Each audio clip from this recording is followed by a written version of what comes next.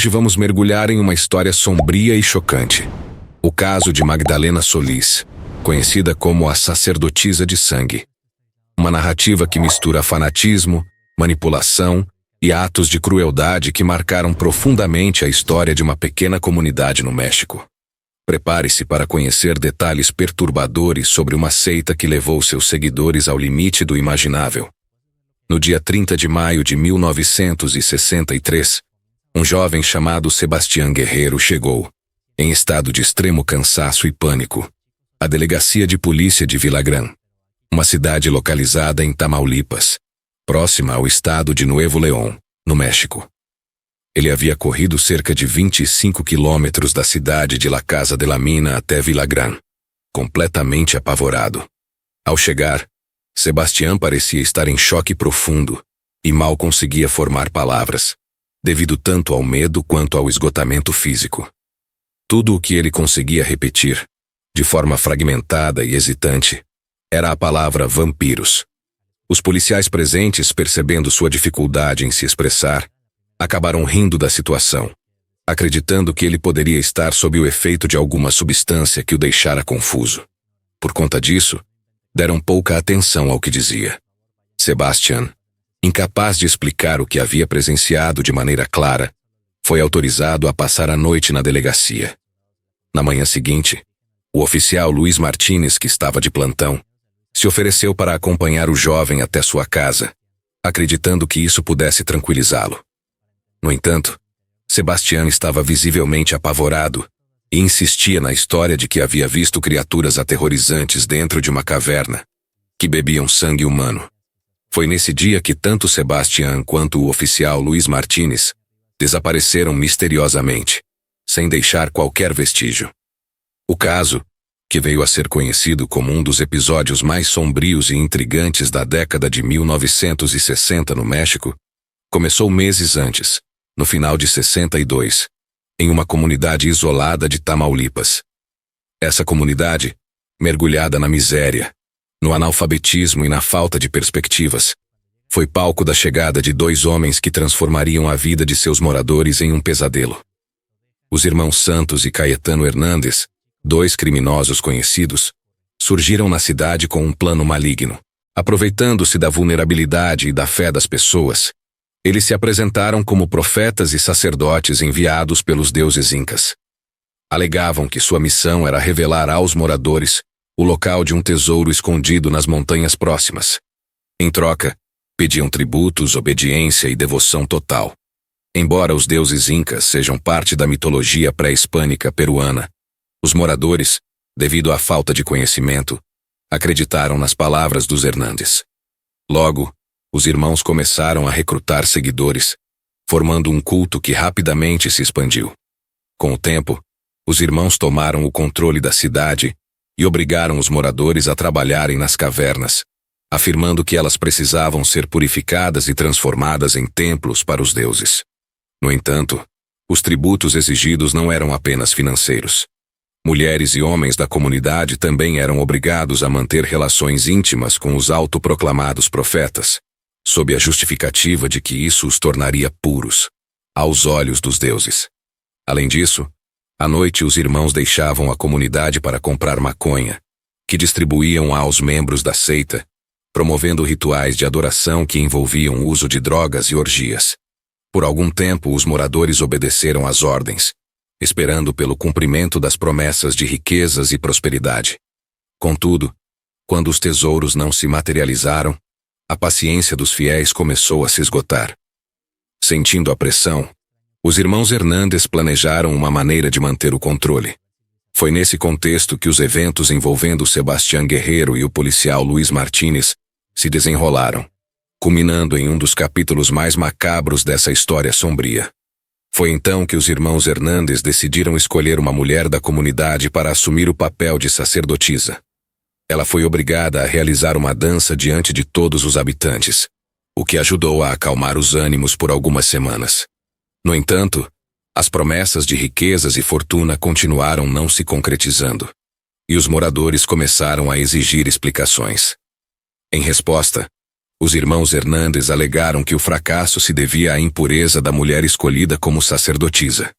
Isso fez com que eles buscassem uma nova estratégia, alegando precisar de uma divindade local que pudesse revelar as riquezas escondidas. Os irmãos decidiram procurar fora da comunidade. Foram até Monterrey em busca de mulheres que pudessem ajudar a manter a farsa. Entre as 14 mulheres contatadas, estava Magdalena Solis, que, acompanhada de seu irmão, aceitou fazer parte do plano. Magdalena, que vinha de uma realidade de pobreza extrema e trabalhava como acompanhante, viu na proposta uma oportunidade lucrativa. Quando os irmãos Hernández lhe prometeram que ela seria transformada em uma deusa reverenciada e ainda receberia uma generosa compensação financeira, ela prontamente aceitou participar do golpe. Magdalena e seu irmão foram levados até a pequena comunidade e lá prepararam tudo para o que seria apresentado como um ritual divino. As cavernas foram adornadas para a cerimônia, e Magdalena foi introduzida aos moradores como a reencarnação de Coatlicue, a deusa mãe asteca. Com grande teatralidade, os Hernández criaram um espetáculo de mentiras, declarando que a deusa finalmente estava entre eles para trazer riquezas e transformar suas vidas. Inicialmente, os pedidos da suposta deusa limitavam-se a tributos em forma de dinheiro e alimentos. Contudo, à medida que os moradores acreditavam mais em sua personagem, as exigências tornaram-se mais obscuras. Magdalena começou a requerer tributos íntimos e, habituada à sua antiga profissão, exigia constantemente a presença de homens e mulheres para realizar rituais de submissão em encontros grupais que envolviam toda a comunidade. Esses rituais, conduzidos sob efeito de drogas fornecidas pelos Hernández, eram um símbolo de devoção à deusa. Com o tempo, o comportamento de Magdalena tornou-se cada vez mais extremo. Tomada por delírios religiosos e impulsos sádicos, ela começou a exigir sacrifícios humanos como prova de lealdade. Ela ordenou que adolescentes e até crianças fossem levados a ela para atos de submissão, o que gerou insatisfação em alguns jovens moradores. Cansados dos abusos, alguns expressaram o desejo de abandonar o culto, provocando medo entre os demais seguidores, que alertaram os líderes sobre a intenção de deserção. Quando os irmãos Hernández souberam das intenções desses jovens, levaram-nos diante de Magdalena. Sob o efeito de drogas e completamente fora de controle, a suposta deusa declarou que aqueles que se opusessem deveriam ser punidos severamente. Naquela mesma noite, os 2 jovens foram sacrificados em um ritual público, diante de toda a comunidade, como um exemplo aterrorizante do que aconteceria a quem ousasse desafiar os deuses. Após esse ato de brutalidade, o clima na comunidade foi tomado pelo medo absoluto. Nenhum dos moradores ousava questionar ou se opor aos líderes do culto. A submissão total foi alcançada, e os golpistas perceberam que o terror agora era sua principal arma para manter o controle sobre a cidade. Assim, a farsa continuou a escalar em violência, enquanto os habitantes permaneciam presos em um ciclo de medo e manipulação. Durante a semana seguinte, os encontros do culto liderado por Magdalena Solis tornaram-se ainda mais sombrios e macabros. Magdalena, em meio a seus delírios, começou a exigir sacrifícios humanos como parte dos rituais. Assim, foi instituído o chamado ritual de sangue, que consistia em selecionar os membros mais vulneráveis da comunidade. Essas vítimas eram espancadas, mutiladas e queimadas diante de todos os seguidores. Eventualmente, elas morriam devido à intensa perda de sangue, que era coletado em um cálice. Esse sangue, segundo a crença do culto, servia para alimentar os deuses. Seguindo a suposta tradição asteca, o sangue humano era misturado com o de galinhas, além de drogas e ervas alucinógenas. Esse líquido era então consumido por Magdalena, a deusa, e pelos sacerdotes. Depois disso, o restante era distribuído entre os membros da seita, que, sob efeito das substâncias, afirmavam ter visões místicas que reforçavam sua fé e devoção à suposta divindade. Com o passar do tempo, os rituais tornaram-se ainda mais brutais. Magdalena, em sua loucura, ordenou que os sacrifícios incluíssem a remoção do coração das vítimas, seguindo práticas atribuídas aos rituais astecas. Em poucas semanas, 6 pessoas foram mortas de forma cruel para alimentar a deusa e garantir sua imortalidade. Madalena acreditava genuinamente ser uma entidade divina que deveria ser venerada. Sob essa justificativa, ela passou a exigir um sacrifício humano semanal. Na noite de 30 de maio de 1963, um jovem chamado Sebastián Guerreiro, morador da região, decidiu investigar as histórias que circulavam sobre o culto. Atraído pelos rumores de uma deusa e pela curiosidade sobre os rituais, Sebastián vagou pela área até avistar luzes e ouvir sons vindos de uma caverna. Ao se aproximar, ele testemunhou uma cena aterrorizante. Um ritual em andamento, onde uma vítima estava sendo sacrificada de maneira brutal e seu sangue coletado para ser consumido. Horrorizado, Sebastián fugiu e correu até a delegacia mais próxima para denunciar o que tinha visto. Ao relatar o ocorrido, Sebastián, ainda em estado de choque, descreveu os participantes do culto como vampiros, devido ao consumo de sangue que testemunhou. Inicialmente, os policiais duvidaram de sua história e chegaram a sorrir, acreditando que ele estava sob efeito de substâncias. No entanto, quando um dos oficiais, Luiz Martínez, desapareceu durante a investigação inicial, os policiais começaram a levar as alegações do jovem a sério. Eles consideraram a possibilidade de se tratar de uma seita satânica e decidiram agir. Na manhã de 31 de maio, uma operação conjunta entre a polícia e o exército foi realizada na comunidade conhecida como La Mina. Quando os membros do culto avistaram os uniformizados, armaram-se e se barricaram, desencadeando um intenso confronto armado. Durante o tiroteio, vários seguidores do culto foram mortos, incluindo Santos Hernandes e seu irmão Caetano, os fundadores do grupo. Um dos fiéis tentou usar o corpo de um dos irmãos como escudo contra os disparos, alegando que ele tinha poderes divinos para protegê-lo. Madalena Solis e seu irmão Eleazar conseguiram fugir durante o confronto, mas foram encontrados pouco tempo depois escondidos em uma fazenda próxima. Com eles, as autoridades apreenderam uma grande quantidade de drogas. Durante as buscas nas cavernas, a polícia encontrou os corpos de Sebastián Guerreiro e do oficial Luiz Martínez, ambos brutalmente mutilados. Eles haviam sido sacrificados pelo culto. Seus corpos estavam cortados ao meio e seus corações haviam sido removidos. As investigações revelaram a existência de mais 6 vítimas em cavernas próximas. Esses corpos foram encontrados em estados similares de mutilação, indicando que o culto estava operando em uma escala ainda maior do que se imaginava. A comunidade, aterrorizada, passou a chamar Madalena de a sacerdotisa do sangue. Mesmo diante das evidências, os membros do culto recusaram-se a testemunhar contra Madalena Solis e seu irmão, demonstrando medo e lealdade inabaláveis à sua suposta deusa. Apenas com a cooperação de alguns seguidores mais afastados do núcleo central, foi possível incriminar Madalena pelos crimes hediondos. Entretanto, a recusa da maioria em colaborar dificultou as investigações, fazendo com que a culpa pelos atos bárbaros recaísse sobre todos os envolvidos. Este caso chocante marcou a história do México como um dos cultos mais violentos e insanos já registrados, onde manipulação, fanatismo e crueldade levaram uma comunidade inteira ao abismo.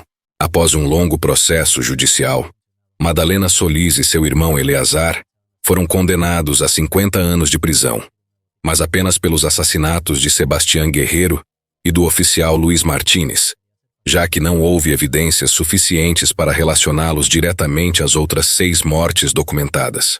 A dupla manteve total silêncio durante o julgamento, recusando-se a dar qualquer declaração sobre suas ações ou sobre os rituais macabros realizados no culto. Com o passar dos anos, diversos moradores da comunidade onde o culto ocorreu começaram a relatar os terríveis acontecimentos que presenciaram. Essas revelações indicaram que o número de vítimas poderia ser muito maior, com pelo menos 12 vidas perdidas nas mãos da seita liderada por Madalena. Os relatos foram tão impactantes que deixaram até as autoridades perplexas diante do nível de brutalidade e crueldade dos atos cometidos. Entre os atos mais chocantes atribuídos a Madalena, estava o canibalismo ritualístico. Segundo testemunhas, após consumir o sangue das vítimas, coletado em cálices como parte dos rituais, ela também devorava partes do corpo, especialmente os corações, diante de todos os seguidores. Esses gestos visavam não apenas reforçar sua figura de divindade, mas também incutir medo e submissão total nos adeptos. Além disso, Madalena usava sua posição para satisfazer seus desejos mais obscuros, exigindo envolvimento íntimo com vários membros do culto, sem distinção de gênero ou idade. Descrita como uma figura de aparência ao mesmo tempo atraente e aterrorizante, Madalena conseguiu enganar e manipular toda uma comunidade. Embora a seita fosse, em essência, um esquema para obter benefícios financeiros, o poder que Madalena adquiriu transformou seu comportamento, libertando seus impulsos mais sádicos. Sua infância, marcada pela pobreza extrema, provavelmente influenciou sua trajetória. Nascida no estado de Tamaulipas durante a década de 30, Madalena cresceu em uma região rural desprovida de recursos básicos, como escolas e alimentação adequada. Desde muito jovem, ela começou a trabalhar como acompanhante para sustentar a si mesma e a seu irmão Eleazar. Eleazar, por sua vez, aceitava e apoiava essa atividade, ajudando-a a gerenciar os negócios. Quando os irmãos Hernandes se depararam com Madalena e Eleazar, perceberam a vulnerabilidade dos dois e os incluíram em seu esquema criminoso. Embora pouco se saiba sobre o passado completo de Madalena ou sobre sua vida após ser presa, seu envolvimento nos acontecimentos da comunidade de La Mina permanece um dos casos mais macabros da história do México. Sua figura, conhecida como a sacerdotisa de sangue, ainda assombra os moradores daquela região, que relembram com horror o período em que suas vidas foram manipuladas por uma suposta divindade. Madalena Solís nunca explicou os motivos que a levaram a cometer esses crimes e jamais deu declarações públicas sobre os eventos ou sobre seu passado. Seu silêncio perpetuou o mistério em torno de sua verdadeira natureza e das razões por trás de sua crueldade. Para muitos, ela é lembrada como a personificação do fanatismo levado ao extremo, um exemplo terrível de como a ignorância, a manipulação e a pobreza podem ser exploradas para fins terríveis. A história de Madalena Solís, a chamada sacerdotisa de sangue, é um lembrete sombrio do que o desespero, a manipulação e a fé cega podem causar em uma comunidade vulnerável. Seus atos ultrapassaram todos os limites da moralidade, transformando uma seita em um cenário de horrores inimagináveis. Este caso não é apenas um relato de crimes brutais, mas também um alerta sobre o poder destrutivo da ignorância e do fanatismo.